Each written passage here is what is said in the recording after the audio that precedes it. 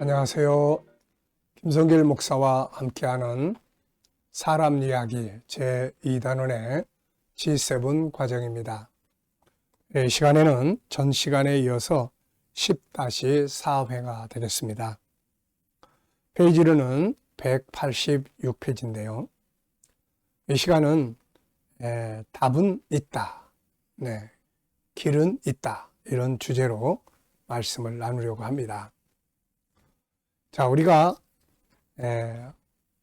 어떤 일을 만났을 때, 또 어떤 역경을 만났을 때 우리가 당황하고 두려워하고 할 것이 아니라 답을 찾을 수 있는 노력을 기울이는 것이 중요하죠.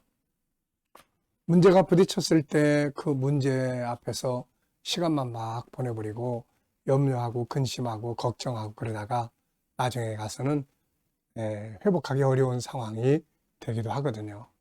그래서 우리가 문제가 부딪혔을 때는 그 문제를 인해서 고민하고 절망할 일이 아니라 답을 찾기 위해서 빨리 시작하는 것이 제일 좋은 방법입니다. 지금 우리가 SQ를 나누면서 역경 극복 능력의 지수를 높이는 바로 그 부분을 다루고 있습니다. 역경 극복 능력을 키우는 데 있어서 아주 중요한 것은 항상 어떤 어려운 일을 만나도 답은 있다라고 생각하는 것, 이게 아주 중요합니다. 답은 있는 거죠. 저는 어느 날 고린도전서 10장 13절을 보면서 이것을 깨닫게 됐습니다. 사람이 감당할 시험 밖에는 너희가 당한 것이 없나니 오직 하나님은 미쁘사 너희가 감당하지 못할 시험 당함을 허락하지 아니하시고 시험 당할 즈음에 또한 피할 길을 내사 너희로 능히 감당하게 하시느니라. 아멘. 자, 시험 당할 즈음에 피할 길을 내신다. 자, 피할 길이 있다는 겁니다. 그래서 길이 없는 게 아니고 길은 있는 겁니다. 그래서 우리가 어려운 일을 만날 때 막 당황하고 절망하고 하기보다는 빨리 이 문제를 해결하기 위한 답은 어디에 있는가, 이것을 빨리 찾기 위해서 노력하는 것이, 그게 제일 현명한 방법이에요. 원래 문제라는 것은 힘든 일을 의미하기도 하지만 문제의 의미를 보면 답을 찾기 위한 주제입니다. 자, 문제 그럴 때 한문으로는 물을 문, 그 다음에 이마제 이렇게 사용을 합니다. 제목제 이렇게. 그래서 해답을 요구하는 물음. 그러므로 문제가 발생했을 때 두려워 당하지 말고 답을 찾으려고 노력하는 것이 아주 중요한 것이죠. 그리고 세상의 모든 것에는 다 답이 있습니다. 홍해 바다가 가로막혀 있을 때 사람들은 이제 길이 없어졌다, 길이 없다 해서 절망에 빠졌죠. 그런데 하나님은 바닷속의 길을 찾아주신 겁니다. 요단강이 앞을 가로막을 때 역시 사람들은 절망했을 겁니다.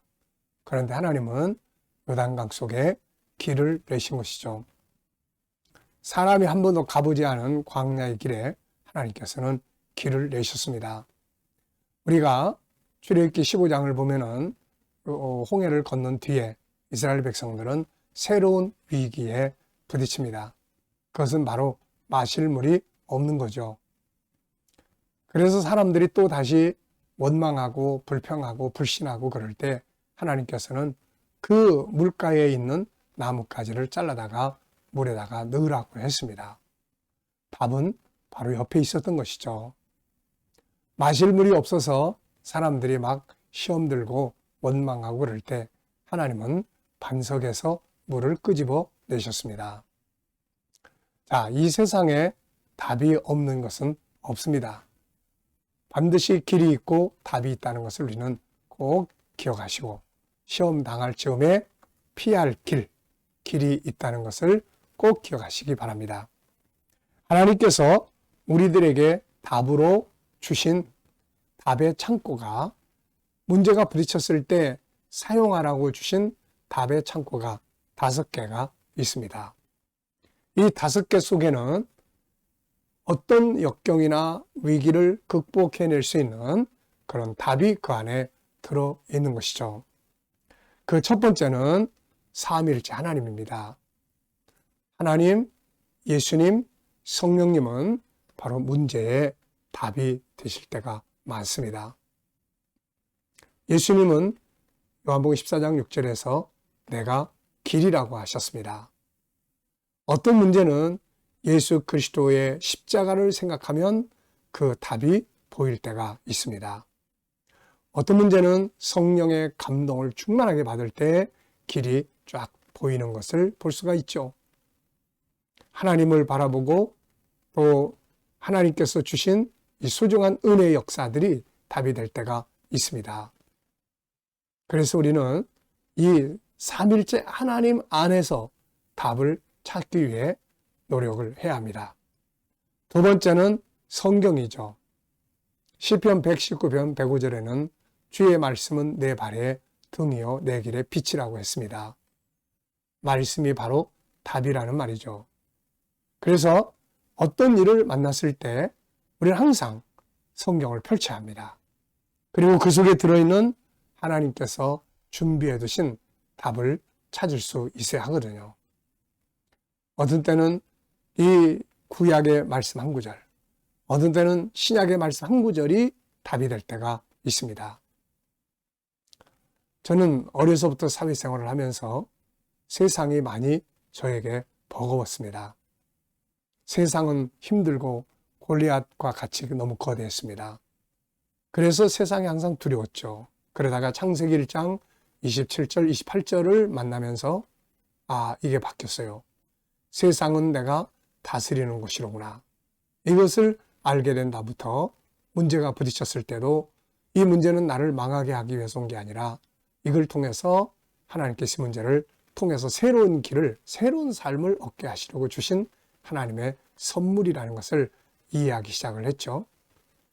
말씀 한 구절을 만날 때 그 말씀이 내 인생의 길이 되고 내 인생의 답이 되는 거죠. 창세기 12장 2절로 4절의 말씀을 만났을 때 저는 내 인생의 비전을 만들고 이날까지 수십 년 동안을 이 길을 따라왔습니다. 하나님의 말씀이 내 길이 되고 답이 되는 거죠. 자, 세 번째는 천국이 답이 될 때가 또 많이 있습니다. 세상만 보면 답을 얻지 못할 때 하늘을 보면 답을 얻을 수 있는 거죠. 욥기서를 보면은 욥이 당한 고난을 이 세상의 관점에서만 보면 도저히 답을 찾을 길이 없었어요. 그래서 그 부인은 욥에게 하나님이 어딨냐, 저주하고 죽어버리라고 이야기를 했고, 친구들은 네가 왜 이렇게, 넌 분명히 잘못된 죄를 졌어. 욥을 정죄하기 시작을 했죠. 욥도 자기가 왜 이런 고난을 당하는지 알 수 없었습니다. 그런데 욥기서 1장, 2장을 보면은 하늘의 보좌를 보면, 천국을 보니까 답이 다 그 안에 들어있어요. 사탄의 권세를 물리치고 하나님의 권위를 세우기 위한 사명적 고난이 되었던 것이죠. 때로는 내려놓을 수 없을 때 천국을 보면 내려놓을 수 있고, 이 땅에서 온전함을 이루려고 하다 실망할 때 하늘을 보면은 온전함이 거기서 이루어지는 걸 보고 희망을 갖게 됩니다. 천국이 답이 될 때가 많아요. 때로는 내 안에 있는 5가지 성품이 답이 될 때가 있습니다. 유일성, 인격성, 거룩성, 사랑성, 영원성. 이 안에 들어있는 5-14의 작은 성품들. 그 중에서 어느 성품 하나만 잘 활용을 해도 그 문제를 극복할 수 있는 답이 될 때가 많이 있습니다. 생각의 기능 하나만 잘 활용해도 그 문제를, 위기를 기회로 만들 수가 있게 되는 거죠. 자, 우리 안에 들어있는 5가지 성품은 보물입니다. 그리고 또 하나는 바로 이 세상이죠.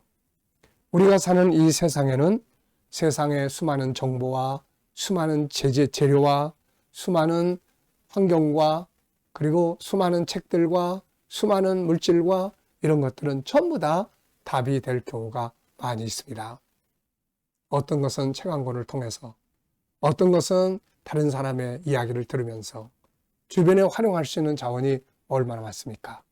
자, 우리는 어려운 일을 만날 때 다 끝났다, 길이 보이지 않을 때 절망할 일이 아니라 보이지 않는 속에 길이 있다는 사실을 깨닫고 길을 찾아낼 수 있는 지혜가 있어야 되겠습니다. 힘들고 어려울 때 절망하고 좌절하기보다는 오히려 빠른 시간 내에 길을 찾아내기 위해서 방향을 잡는 이런 자세가 필요한 거죠. 자, 이 시간 말씀 여기서 마치겠습니다. 감사합니다.